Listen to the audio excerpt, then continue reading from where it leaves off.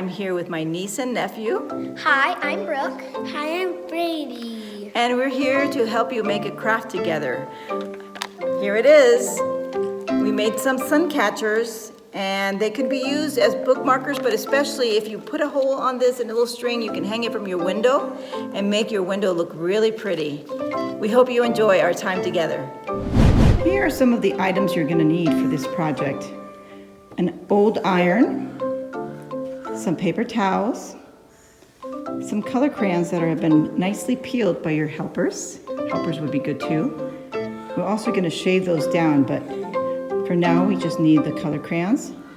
An old towel that you don't mind messing up with an iron possibly. The thing is, it might leak, and so you wanna have something underneath that may catch any of the wax. And some wax paper. You're going to want to use some old crayons, and if you don't have any, you can peel them just like Brooke and Brady are doing. You're going to want to shave those crayons into little pieces. I would suggest a pencil sharpener and do just like Brooke is doing. Brady is being helpful by handing over the next crayon when they're ready. And then, once this is all done, we can get started. Once you've shaved all your crayons, you're gonna cut 2 pieces of wax paper, put one down on the paper towel, and then you're gonna put the one next to it, just beside there. Now you're gonna create a design with using the different shavings. So go ahead and start sprinkling the color crayon shavings on your wax paper. Try to center your crayon shavings, not so much to the edge because they will leak. So if you can make your design mostly towards the center, that would be great. It looks like Brooke and Brady are done. Let's see their design. Next, what they're gonna wanna do is put their other piece of wax paper right on top of that. Make sure it matches up on the corners. Very good. For this part, it's probably a better idea to get your parents involved or someone who is an adult. So you're gonna want to use your design. It's here on the table. I have the napkin underneath. I'm gonna put another napkin on top. And we already have heated our iron. So we're going to want to iron this out very carefully. I can already see some of the colors peeking through.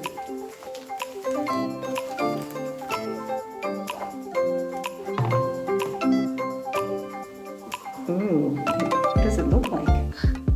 It's like a big rainbow puddle. Like a rainbow turtle almost, right? Yeah. So let's keep doing this for a little bit longer. And see, it does leak out a little bit, so that's why you want to use a paper towel and a napkin, a bigger towel underneath. But for now, this is our design. Now let's do yours, Brooke. We also have your design to work on. Go ahead and put it right there in the center. Thank you. And we are going to put these paper towels on top. And we're gonna iron again.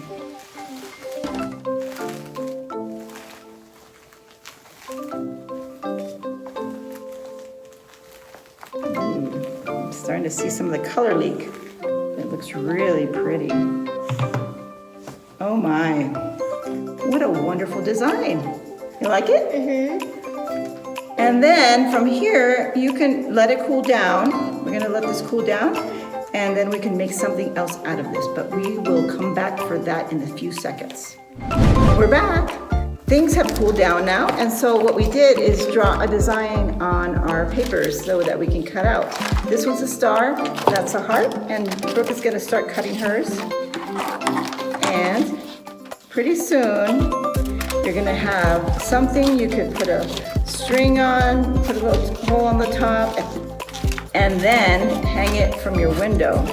It's like a Suncatcher, or a little, it looks like a little bit of like a stained glass design. So, this has cooled down nicely. It actually gets a little stiff when you let it cool, so it holds up a little bit better. And